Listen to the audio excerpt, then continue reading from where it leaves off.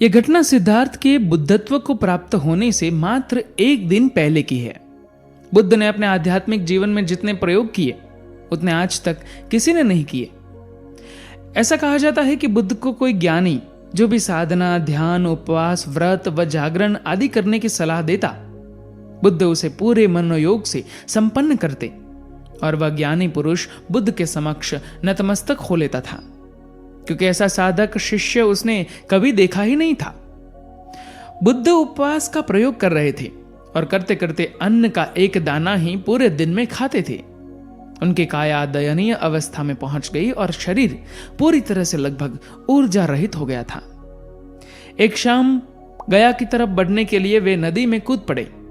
जीर्ण शीर्ण और शक्तिहीन थे ही 2-4 हाथ ही आगे बढ़े थे कि डूबने लगे।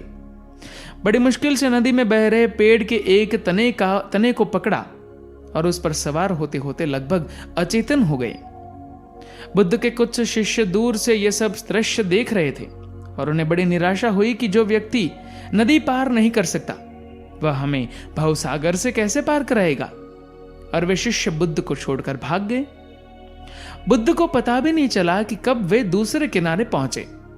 चेतना लौटने पर वे धीरे धीरे वहां से चले और एक शिलाखंड पर आकर लेट गए और आकाश को देखने लगे।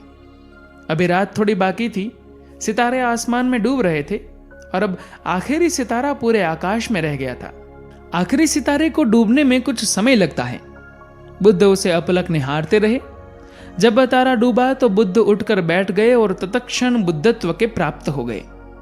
पांव फटते ही एक जवान कन्या अपनी मन्नत पूरी हो जाने के कारण सुबह सुबह शिलाखंड के निटक वृक्ष पर खीर चढ़ाने आई थी।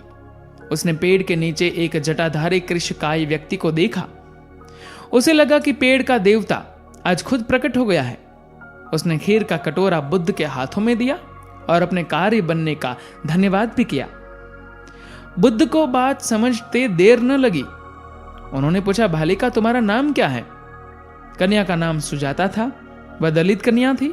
बुद्ध को खीर खाता देख शेष 2-4 शिष्य भी जो साथ थे भाग खड़े हुए। बुद्ध ने कुछ दिन उसी पेड़ के सानिध्य में व्यतीत किए और फिर बौद्ध धर्म के प्रचार में लग गए। धन्यवाद।